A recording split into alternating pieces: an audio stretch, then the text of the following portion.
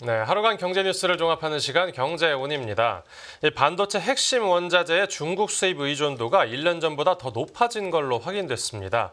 이 세계 공급망 재편 과정에서 대중 의존도를 낮추려는 기조와 반대되는 상황이 벌어진 건데 그 관련 내용 홍 기자의 뉴스 포인트에서 살펴보겠습니다. 지금 자리 홍경표 기자 나와 있습니다. 안녕하십니까? 안녕하세요. 네, 이 반도체 핵심 재료와 관련해서 중국에서 수입하는 양이 오히려 더 늘었습니다. 맞습니다. 이 미국과 중국 간 기술 경쟁이 치열해지고 상호 견제가 강화되는 상황인데요. 네. 그런데 이제 글로벌 공급망 재편으로 우리 기업의 중국 현지 직접 투자가 사실상 이 중단된 상황에서도 핵심 광물의 중국 수입 비중이 오히려 확대되고 있어서 주목받고 있습니다. 네. 한국수출입은행에 따르면 작년 반도체 핵심 원자재 최대 수입국인 중국의 의존도가 2022년도보다 상승하는 모습이었습니다. 이 중에 구체적으로 얼마나 커진 거죠? 일단 그 6대 광물을 한번 살펴보면 대표적으로 실리콘 웨이퍼를 만드는 실리콘의 중국 수입 의존도가 작년에 75.4%까지 올랐어요. 네. 반도체 핵심 투입물 주재료의 지금 4분의 3을 중국에 기댄 것이다 이렇게 볼 수가 있겠고요. 네. 같은 기간 반도체 연마제에 쓰이는 히토류는 61.7%, 네. 반도체 금속 배선 원료인 이제 텅스텐은 68.6%로 중국 의존도가 똑같이 높아졌습니다. 네. 아울러 차세대 화합물 반도체에 사용되는 이 게르마늄은 중국 의존도가 70%를 넘었고요. 갈륨과 인듐은 46.7%로 20.5%나 상승하는 모습이었습니다. 네. 6대 핵심 이제 원자재 가운데서 이제 불화수소의 원료인 이제 형성만 47.5%로 2.4% 포인트 소폭 하락하는 모습이었어요. 네네. 이 수출입은행은 반도체의 모든 원자재 수입 편중도가 매우 높은 수준으로 나타났고 최대 의존국이 중국으로 나타났다면서 특히 이 갈륨, 게르마늄과 히토류는 각각 작년 8월과 12월에 중국의 수출 통제가 시행됐는데도 중국 의존도는 오히려 상승했다 이렇게 분석을 했습니다. 네, 또 우리 기업들이 중국에 대한 투자를 줄이고 있는데도 이 현지 공장에서 생산하는 반도체량이 여전히 상당하다고요. 맞습니다. 삼성전자를 보면 이 삼성전자의 낸드 플래시 메모리 중국 시안 공장 생산 비중이 2021년 29%에서 2022년 36%, 2023년에 37%까지 지속적으로 올랐고요. 올해는 40%에 육박할 것으로 전망이 되고 있습니다. 네. 또 SK 하이닉스의 D램 중국 우시 공장 생산 비중은 2021년 49%에서 42%까지 떨어지긴 했지만 올해까지도 40% 선을 웃돌 것으로 예상이 되고 있어요. 네. 이는 이제 미국 반도체법 등에 의한 이제 글로벌 첨단 산업 공급망 재편 과정에서 상당히 이례적인 상황으로 평가를 받고 있습니다. 네. 수출입은행에 따르면 이제 반도체 분야의 중국 해외 직접 투자 비중은 2022년 80%에 달했는데 작년에 뚝 떨어졌어요. 그런데도 국내 기업들이 이제 중국에서 추가적인 사업 확장이나 설비 투자를 이제 전면 중단하는데도 계속적으로 이 반도체 생산이 계속 비중이 늘고 있다는 점은 좀 리스크 요인으로도 볼 수 있을 것 같습니다. 알겠습니다. 이어서 다음 뉴스 보겠습니다. 네, 8월 폭염의 채소류 생산자 물가 상승. 네, 오늘 도매 물가가 발표됐는데 이게 심상치 않습니다. 맞습니다. 이 지난달 기록적인 폭염에 이제 채소를 중심으로 농림수산품 가격이 크게 오른 것으로 나타났는데요. 한국은행이 오늘 이제 8월 생산자 물가를 발표했는데 이 생산자 물가 지수 자체는 7월보다 0.1% 하락한 수준인 것으로 나타났어요. 네. 이 지수는 지난 6월에 이제 5월보다 하락했다가 7월에 반등을 했고 8월에는 하락을 했습니다. 작년 8월보다는 1.6% 올라서 전년 동월 대비 기준으로는 13개월째 상승세를 유지를 했는데 하지만 농립수산품은 이를 이제 따라가진 못했어요. 네네. 농산품이 7%, 축산물이 4.2% 올라서 농림수산물이 이제 5.3%또 증가했습니다. 네. 쇠고기가 11.1% 올랐고요. 세부 품목 중에서는 배추가 13%, 시금치가 124%나 올라서 폭등하는 모습이었어요. 네. 특히 배추 같은 경우는 이제 김장철이 다가오기 때문에 더 우려가 되는 상황인데요. 이런 배추값 강세는 이달 중순까지 폭염이 이어진 데다가 일부 재배지에서 가뭄이 겹치면서 물량이 부족한 데 따른 것입니다. 네.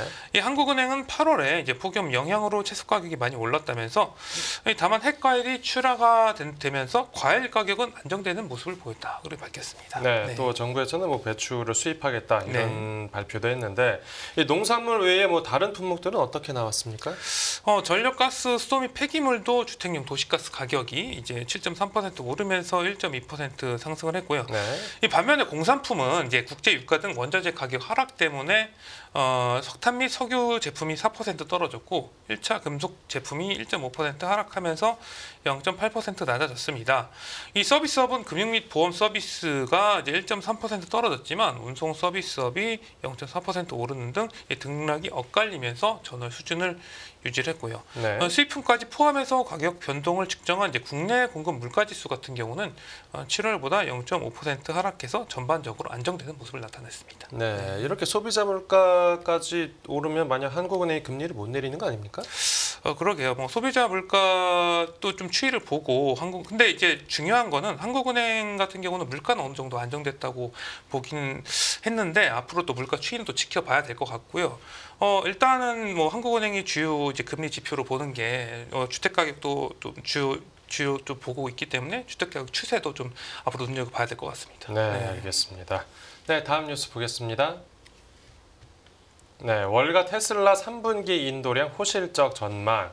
네, 테슬라 판매량이 올해 계속해서 부진했는데 이 3분기에는 반등했을 걸로 보인다고요. 네, 테슬라의 올해 7월부터 이제 9월 3분기 전기차 인도량 실적이 시장 예상치를 이제 웃돌 것이란 전망이 이제 월가에서 나왔어요. 투자은행 바클레이스는 이제 간밤에 테슬라의 3분기 인도량이 약 47만 대에 달할 것으로 예상이 됐습니다. 이는 시장의 평균 추정치인 약 46만 대보다는 많았고 작년 3분기 43만 5천 대와 비교해서 약 8% 증가한 수준이다. 이렇게 볼 수가 있겠습니다. 네.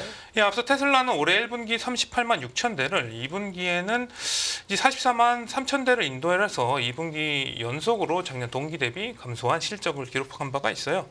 이 바클레이스는 펀더멘털에 대한 우려가 사라졌다면서 3분기 인도량 실적 호조가 지속적인 주가 강세를 이끌 수도 있다고 전망을 했습니다. 네. 바클레이스는 3분기 테슬라가 유럽에서 전반적인 시장 침체로 부진한 실적을 보였는데 중국에서는 선전한 것이다. 이렇게 또 분석하기도 했습니다. 네, 그래서인지 새벽 증시에서 이제 테슬라 주가가 크게 뛰었습니다. 네, 맞습니다. 테슬라 주가는 4.93% 오른 250달러에 마감을 했는데요.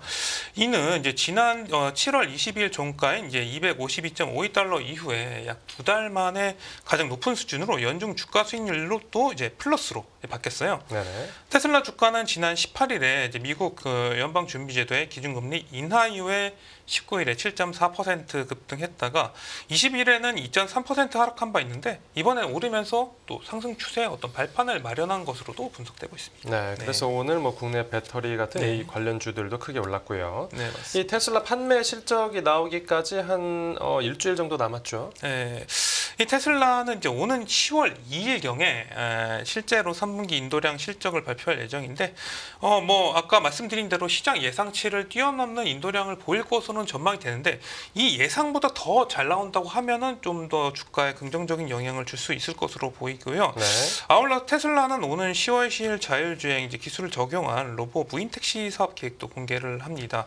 네. 투자자들은 로봇 택시 사업이 테슬라의 수익성을 또 한 단계 또 끌어올릴 것으로도 기대를 하고 있고요. 네, 판매 실적이 실제로 예상대로 잘 나올지 아니면 기대에 못 미칠지 다음 주에 확인해 보겠습니다. 네, 이어서 다음 뉴스 보겠습니다. 네, 오픈 AI 올트먼 아이폰 디자인한 아이브와 인공지능 기기 개발. 네. 이 챗GPT가 인공지능 형태가 없는데 이게 드디어 옷을 입게 되는 겁니까? 챗 GPT 개발사 오픈 AI CEO 샘 올트먼이 애플의 전 디자이너 조니 아이브와 손잡고 AI 기계를 개발 중인 것으로 알려졌어요. 네. 챗 GPT의 경우에 이제 프로그램이기 때문에 다른 스마트폰이라던가 PC에서 활용이 되는데 아이폰처럼 실제로 손에 잡히는 하드웨어를 이제 AI 선두주자인 오픈 AI가 만든다고 하면은 실제로 이제 파장이 좀 클 것으로 예상이 되고 있습니다. 네. 스타트업 러브프롬의 CEO인 조니 아이브는 뉴욕타임즈 인터뷰에서 올트먼과 AI 하드웨어 프로젝트를 진행하고 있다 이렇게 공식적으로 밝혔는데요. 네.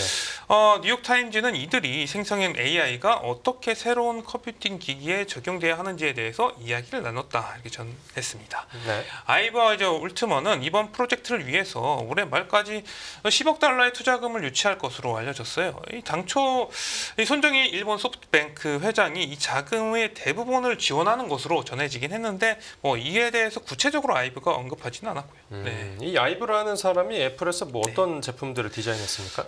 이 아이브는 이 스티브 잡스와 애플의 전성기를 함께 이끈 디자인으로 평가를 받고 있습니다. 예. 아이폰, 아이팟, 아이패드 등 이제 우리가 쉽게 좀 익숙해져 있는 이제 애플의 간판 제품을 디자인해온 이제 천재 디자이너로 평가를 받고 있는데요. 2019년 애플을 나와서 디자인 회사인 러브프롬을 이제 설립을 했고, 그 후 이제 몇 년간 이제 애플 컨설턴트로 일하다가 2022년에 애플을 완전히 떠났습니다. 네. 그리고 이제 아이폰과 애플워치 디자인 담당인 애플 전 부사장을 비롯해서 애플 직원 22명 이상이 이제 러브프롬에 합류한 것으로도 알려졌습니다. 네. 아이브는 이제 애플 전성기를 이끌면서 본격적인 스마트폰 시대를 여는데 일조를 또 했고요. 샘 올트먼은 AI 열풍을 주도하고 있다는 점에서 이 둘의 협력에 시장의 관심이 상당히 집중되고 있는 상황이라고 볼 수가 있겠습니다. 네. 공교롭게도 이 사람이 나오고 나서 네. 나온 아이폰 제품들 디자인이 좀 악평을 많이 받았네요. 네. 네, 그 인공지능 기기를 그럼 언제쯤 만나볼 수 있겠습니까? 샘 올트먼과 아이브가 이제 내놓을 AI 기기가 뭐 어떤 형태일지 언제 공개될지 아주 구체적으로 공식적으로 알려진 바는 없긴 하지만요. 네. 아이브와 올트먼은 이제 오픈 AI의 챗 GPT를 구동할 수 있는 기기를 개발 중인 것으로는 알려졌습니다. 올트먼은 AI와 상호작용할 수 있는 자연스럽고 이제 직관적인 사용자 경험을 제공하는 기기 개발을 목표로 하고 있는 것으로 전해졌는데요. 이 오픈 AI가 구성하는 기계가 아이폰과 같이 혁신을 이끌지 아니면은 애플카처럼 실패작이 될지도 좀 지켜봐야 될 것 같습니다. 네, 알겠습니다. 오늘 뉴스 포인트는 여기서 정리하죠. 잘 들었습니다. 감사합니다.